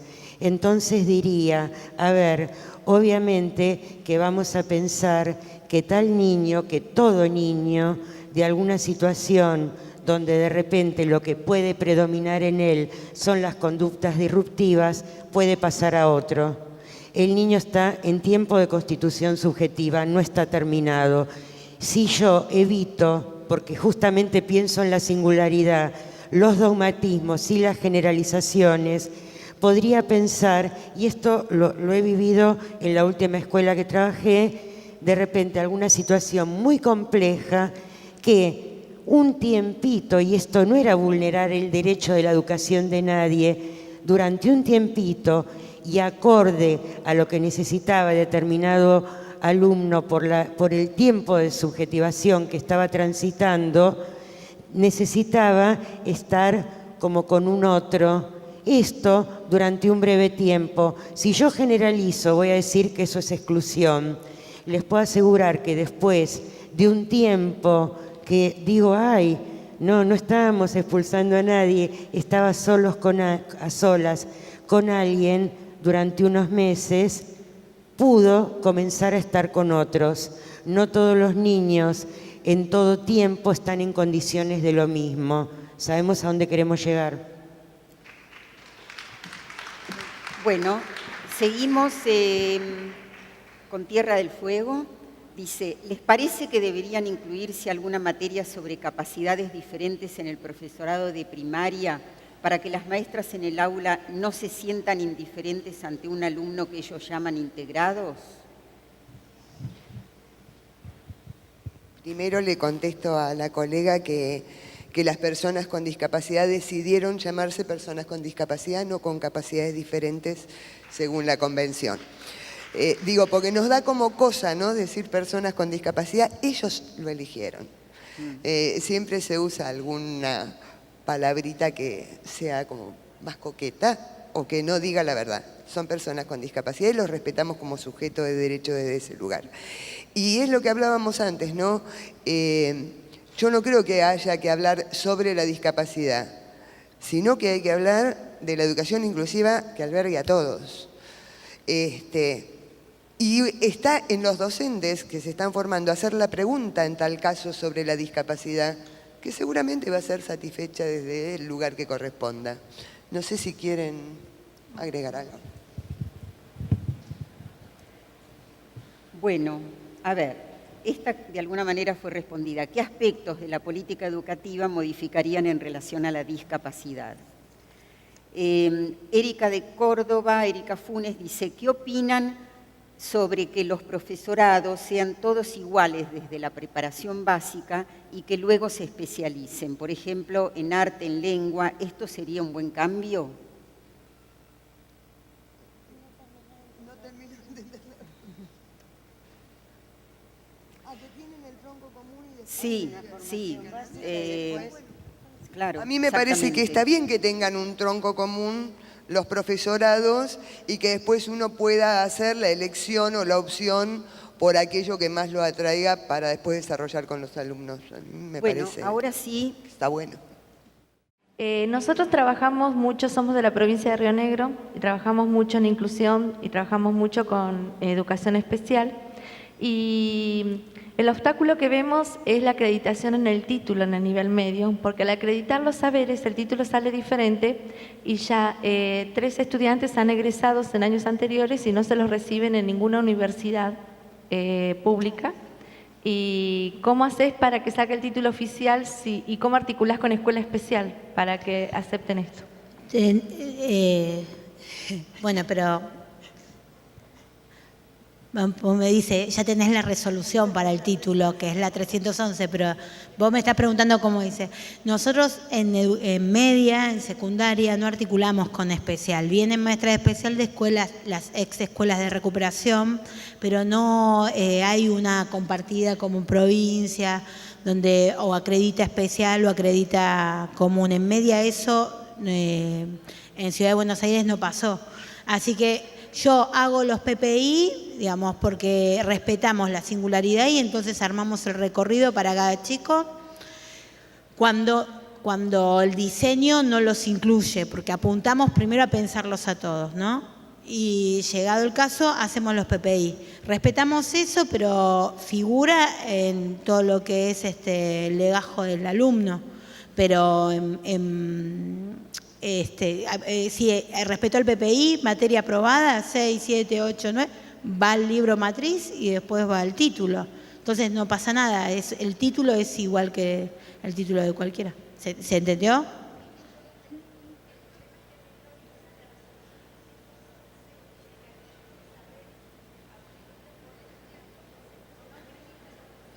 Sí, está diciendo que la resolución 311 habla de acreditación de saberes. Bueno, si te contesto voy a estar en problemas legales. Bueno, la realidad, no sé, yo mucho no la leí porque yo voy a seguir por este camino que es no devaluar el título. Bueno, muchos casos como los que vos planteás llegan a instancias legales. En la Ciudad de Buenos Aires pasó hace muy poquito con, ¿cómo se llamaba? Con Alan. Con Alan. Y la compañía del Grupo Artículo 24. El propio Ministerio de Educación de la ciudad no tenía respuesta porque lo estaba debatiendo. Mira, llegó, a una instancia legal y la familia ganó que ese niño tuvo la acreditación como todos los demás. Alan fue una de las, la experiencia de Alan fue una de las experiencias que facilitó un poco la salida de la resolución 311. Yo creo que por ahí, porque esa resolución empieza por citar la convención, que en el artículo 24 habla de que no puede haber ningún tipo de barrera en la educación a lo largo de toda la vida, ¿no? Entonces quizás te puedes agarrar de eso, que está en la resolución. Yo ahora no recuerdo la parte de acreditación de saberes, pero creo que el espíritu de la resolución es que si la persona tuvo una trayectoria en común, termina con el título de común. Yo tomaría esa interpretación y la podés tomar perfectamente porque en el inicio de la resolución te trae normas que están hablando específicamente de eso. Por ahí te puede servir eso.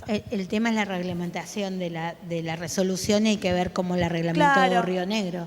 Habría que ver ahí. Lo que pasa es que las resoluciones del Consejo Federal son obligatorias. Entonces la tiene que cumplir tal y como está, digamos. No puede variar mucho la interpretación. Arriba. Perdón que me meta. Es como las leyes nacionales, ¿no? La ley de educación nacional, después cada provincia tiene que hacer su propia ley. Con la resolución pasa lo mismo. Sí. Bueno, muy interesante lo que se dijo. Por ahí quería preguntarle a las panelistas, desde sus experiencias, desde sus conocimientos, su formación y vivencia, ¿qué opinan o qué nos pueden decir sobre la escuela especial? A ver, no sé qué querés escuchar de la escuela especial y seguramente no te voy a contestar lo que querías escuchar. Las escuelas especiales vamos a partir de que existen. Vamos a partir de que vienen haciendo un trabajo muy profundo desde hace muchos años y yo creo que dentro de la educación es una de las que ha tenido variaciones más rápidas, ¿no? De venir del modelo médico pasó rápidamente a la integración, de la integración a la inclusión. Como algunos colegas me decían alguna vez, no nos da tiempo para adaptarnos a uno que ya estamos en otro tema. Comenzaron llamándose escuelas diferenciadas. Exacto. Y tenemos todavía irregulares sociales en algún lugar, con lo cual, digamos, tenemos algunos problemas. Las escuelas especiales han hecho un trabajo importante, digamos, son las primeras que sacaron a las personas con discapacidad del encierro.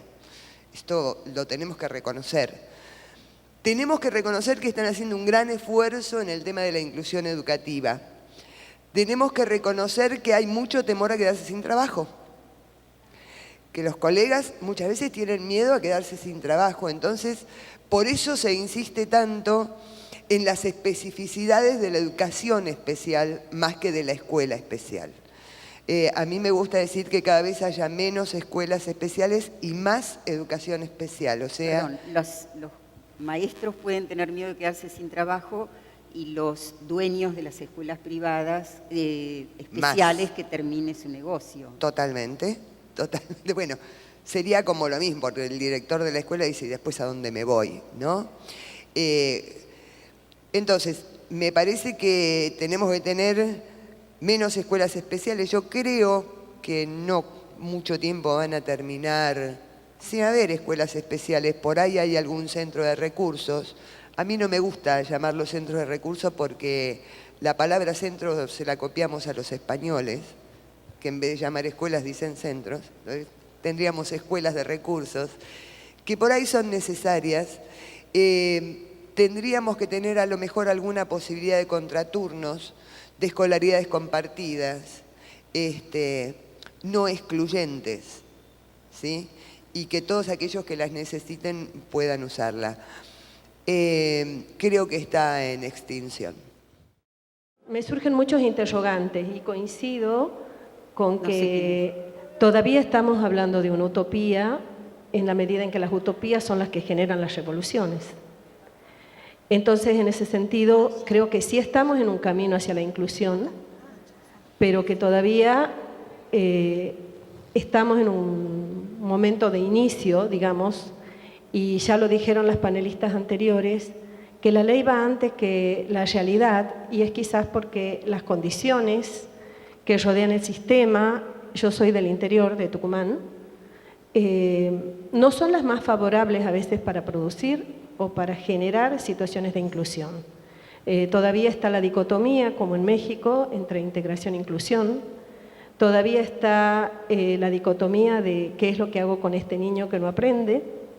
De tal manera que yo creo que a veces no es tan sencillo decir esto se hace así y es así, sino que es una construcción de equipo, una construcción donde cada persona de cada institución y de cada miembro de equipo, incluidos los padres, van a ir generando nuevas situaciones que lleven a una constitución de este proceso por el cual estamos acá.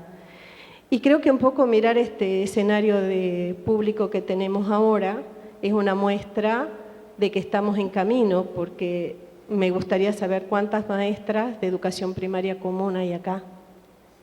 O sea, creo que todavía nos falta el informar y el formar a los docentes. He sido formadora de docentes, me acabo de jubilar, de educación especial y de educación común, y lamentablemente los planes de formación docente, a pesar de la reforma, a pesar de la ley nacional, primero de la ley federal y después de la ley nacional, no contemplaron en la formación de docentes de educación común y de nivel inicial la atención a la diversidad. La licenciada Moyano habló de la necesidad o la importancia de que se garantice el cumplimiento de los contenidos escolares, que los alumnos egresen sabiendo lo que tienen que saber, por lo menos de la escuela primaria, ¿no?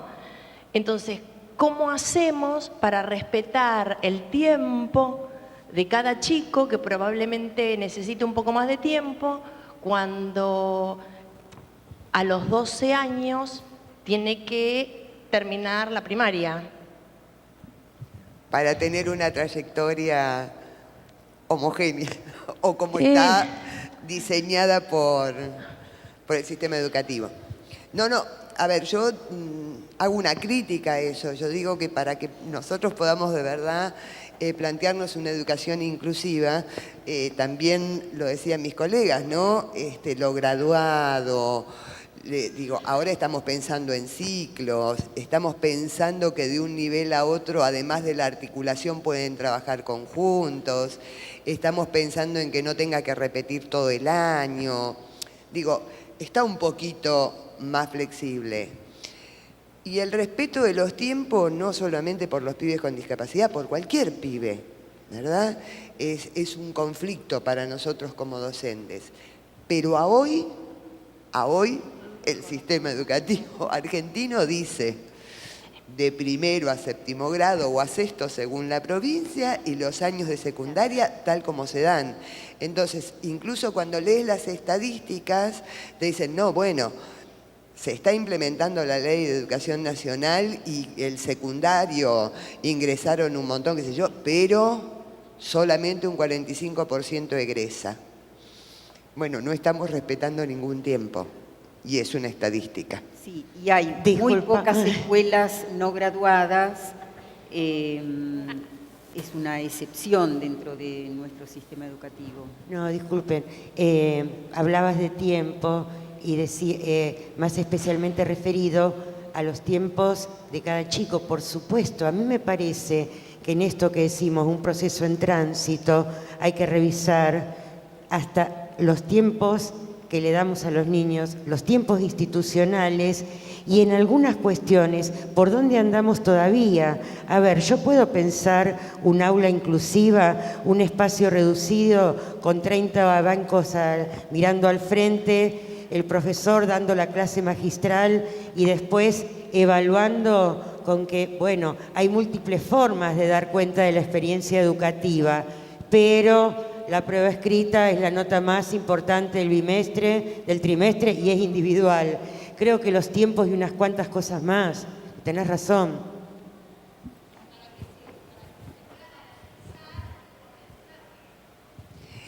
Me parece que el aprendizaje se garantiza de todos modos. Por ahí yo conozco a algún director de escuela que no lo quiero mirar para no acusarlo, que puede transgredir alguna cosa para certificar que los alumnos aprenden. Digo, cuando nosotros miramos nuestra biografía escolar, la propia hacia atrás, tampoco aprendimos todos los contenidos. Algunos con alfileres, otros sin alfileres siquiera. Entonces, también tomar conciencia de la realidad de lo que pasa y también jerarquizar los contenidos que enseñamos es bien importante. De todos modos, insisto, son cuestiones a revisar, Sí, a revisar también que a veces si le damos tiempo a un alumno, después el sistema dice tiene sobredad y entonces tiene que ir a otra escuela. Que es como otra enfermedad, la sobredad. Pero sí quiero decir algo y no me quiero olvidar. A los alumnos también hay que exigirles. Digo, en general a los alumnos con discapacidad se les exige menos. Y es una falta de respeto no exigir. Porque si apostamos a que pueden aprender, tenemos que ser conscientes que tenemos que exigir. Porque si no, estamos descalificando a esa persona, sujeto de derecho que tenemos enfrente. Y yo he visto a muchos colegas, y sobre todo de educación especial, que no enseñan porque cree que no va a aprender. Y entonces no exigen. Y esa no exigencia también es una no exigencia para nosotros docentes. Así que tengamos cuidado con estas cuestiones.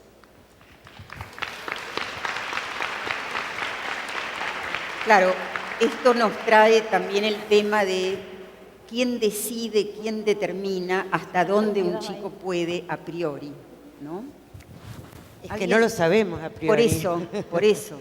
¿No? Y también con lo que decías vos, Adhiero, yo digo, a ver, si uno de los derechos que tienen los niños, porque que es por ahí esforzarse, a equivocarse, si algo lo hicieron mal, rehacerlo, reverlo. A ver, este derecho, tengamos cuidado, porque a veces se lo negamos a los chicos porque tienen una discapacidad. Pero ¿cuál es el supuesto? Lo estoy viendo en menos. Si no puede. Yo coincido y creo que a veces se los sobrevalúa. A veces no se les exige, es cierto, pero muchas veces se los sobrevalúa porque tienen que estar como demostrando que la legitimidad de estar en ese lugar de alumno. Son como las dos posiciones. ¿Quién Sí, más? ahora le pasan la cabeza por un escáner. Alguien que levante la mano porque si no, no lo vemos. Ahora sí. Hola, soy Dora de provincia de Buenos Aires, me dedico a educación especial y mi pregunta tiene que ver con el certificado de discapacidad y las patologías como TEA, TGD. ¿Qué opinan al respecto? Porque sabemos que no siempre un diagnóstico o un cuadro del espectro autista necesariamente implica una discapacidad. Y eso es bastante estigmatizante para el alumno. Sobre todo, a ver, pensando un poco en esto que se había dicho anteriormente, que en algún momento los sujetos con discapacidad o con sus diferencias son conscientes de que algo diferente hay. Más allá entonces cuando hablamos de un TGD o un TEA en que se sienten diferentes, pero no siempre implica una discapacidad.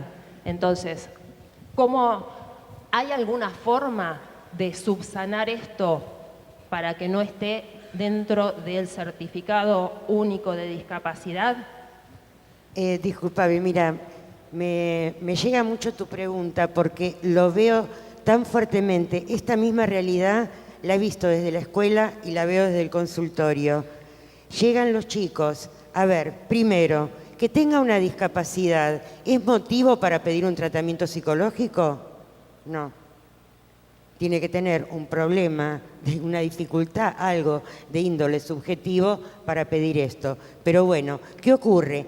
Llegan los chicos a los tratamientos y los papás, a diferencia de otros tiempos, que decían, bueno, a mi hijo le pasa esto, señora, ¿usted es especialista en TEA? Porque estoy buscando un especialista en TEA.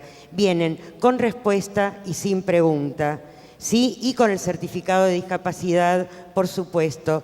Yo he visto la necesidad de algo como que llamo destrenzar una trenza que está durísimamente arraigada.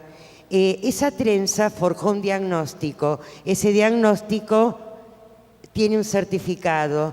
El niño se estigmatiza en ese diagnóstico. La familia lo ve en ese lugar. Los papás terminan viendo que los indicadores de ese diagnóstico que leyeron por internet ya se lo están viendo al niño. Ahora, la operatoria, a mí me parecía destrenzar la trenza. Yo trato de recorrer la pregunta de ¿qué tiene? ¿A qué le pasa? Y eso abre como un lugar a la singularidad. Lo que te puedo decir es que veo de repente cómo se conformó esto y es muy fuerte.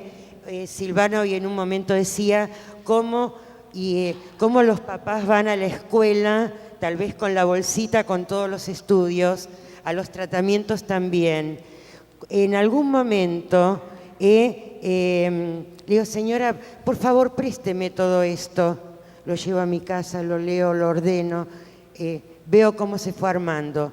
Te doy un mínimo ejemplo porque digo, esto es terrible, esto es medicalización, esto es estigmatización. Una afección orgánica de tipo neurológica mínima que no implicaba para la personita ninguna, o sea, tratamiento y nada más. Ahora, ya, a ver, para que le cubra los tratamientos, el neurólogo extiende una certificación, ¿sí? Queda ahí. Ahora, se orienta, a ver, va a necesitar varias especialidades: psicología, psicopedagogía, terapia ocupacional, fonoaudiología, acompañante terapéutico y unas cuantas cosas más. Te estoy hablando de un caso concreto, una personita que iba creciendo en medio de un entorno familiar y un contexto social que iba creciendo entre las balas. Yo no podría pensar que alguna criatura pueda crecer tranquila en ese contexto y que pudiera interesarle a ver los contenidos de la escuela. Entonces, alguien fue viendo, desatenta, nerviosa hiperactiva. Pusieron otros profesionales esto. Llegan los papeles nuevamente al neurólogo. El neurólogo, en fecha inmediatamente superior, hace un nuevo certificado. Pone la afección neurológica mínima, agrega hiperactivo, desatento, todo esto. Bueno, el certificado de discapacidad sale, ¿sí? Cuando llega la personita a tratamiento, la familia refiere: acá hay un problema psicopatológico que fue consecuencia, secuela de un cierto problema neurológico. Y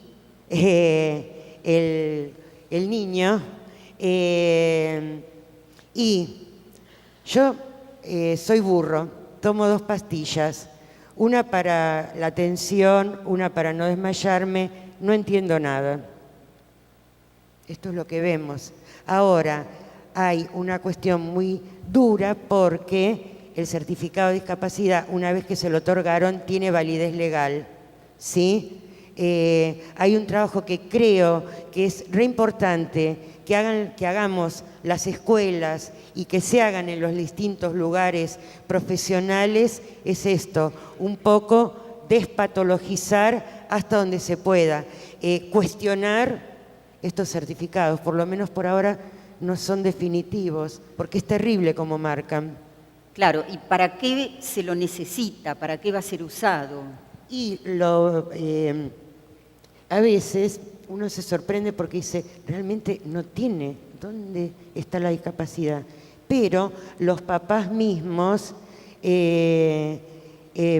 pelean mucho por esto. No estoy hablando en los casos en los que hay una discapacidad y tienen los derechos y es pertinente. Estoy hablando en casos en los que me parece que terminamos viendo esto, como creo que comparto con la compañera, que tanto sujeto de derecho, los chicos terminan siendo una mercancía, ¿sí? Objeto y no sujeto de tratamientos. Y los papás quedan objetivizados y mercantilizados por un sistema bastante cruel que en alguna medida ellos terminan pensando, por favor, quiero tener para mi hijo el certificado de discapacidad para que pueda ir a los tratamientos que precisa. Yo creo que pensar en un modelo inclusivo y en un modelo de derechos es pensar que un niño, porque sea niño, pueda acceder a los tratamientos y a las ayudas que precise.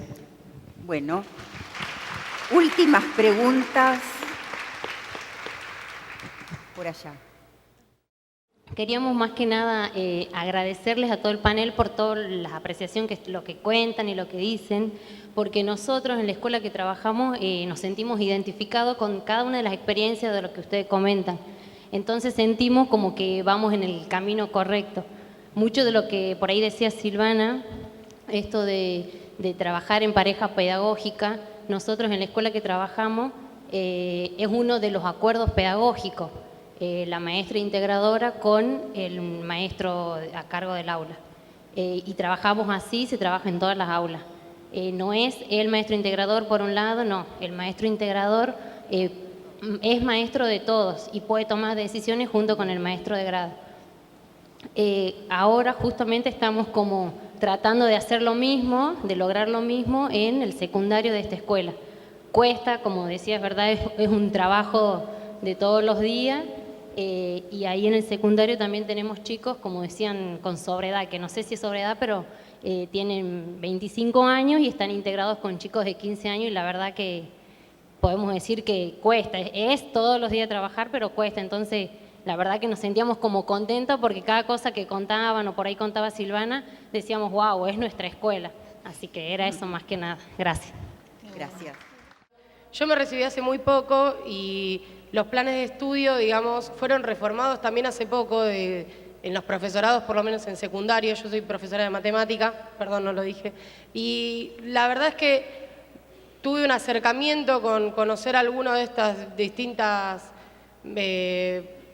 chicos, por un profesor que tuve de psicología y nada más, pero después no tuve ninguna materia, ningún seminario, y cuando se reformularon los planes de estudio, siguieron iguales, o sea, se les cambió los nombres a las materias, se acomodaron los contenidos, pero esto sigue igual.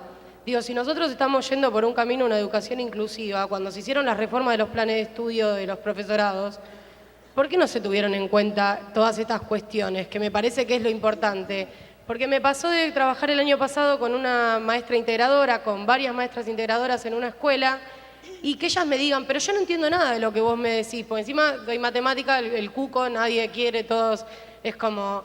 Entonces la chica me decía, yo no entiendo, no sé cómo preparar lo que vos tenés que dar, me cuesta, ayúdame. Y yo le decía, yo también a veces hay cosas que no conozco de las que vos tenés, de las que vos me decís, y a mí me sirven y me ayudás también para otros chicos, pero hay un montón de cosas en las que yo sentía que me estaba faltando formación para poder trabajar de repente, o conocer por lo menos el arco que hay de diversidad en los chicos para poder tomarlo. Digo, si las reformas de planes de estudio se hicieron hace poco, ¿por qué no se tuvieron en cuenta estas cosas? Digo, o hay ahora tener en cuenta de nuevo la reforma de los planes de estudio nuevamente, con la resistencia que lleva eso en cada instituto de formación docente, porque es hay una resistencia muy fuerte al cambio en todos los sentidos, porque cuando se quiere dar una implicación un poco más pedagógica, una mirada un poco más abarcativa desde lo pedagógico, se pelea porque se pierde contenido en la especificidad de la materia, por ejemplo en secundario, y no se tiene prevalecencia de que uno va a ser docente al margen de lo que des. Entonces digo, hay otro intento de cambio de estudio, de planes de estudio para los docentes. No hablo de lo que pasa en inicial o en la formación de primaria porque lo desconozco, pero sí de lo que pasa en la formación de secundario, que a mí me pasó, fue una experiencia propia y que sigo viendo que se sigue reproduciendo lo mismo, porque hace 2 años cambiaron los planes de estudio y lo único que se cambió fueron cómo están dadas las materias.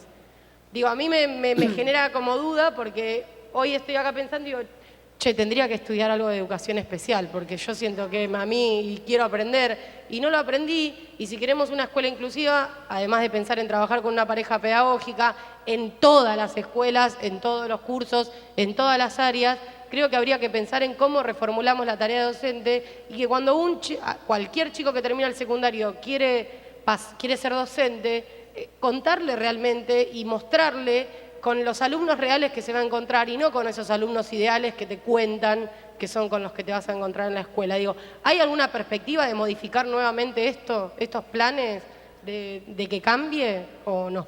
Bueno, es cierto que no podemos pensar en una escuela inclusiva si no se incluye en la formación docente inicial una pedagogía de la diversidad, que es, por ejemplo, tu cátedra, ¿no?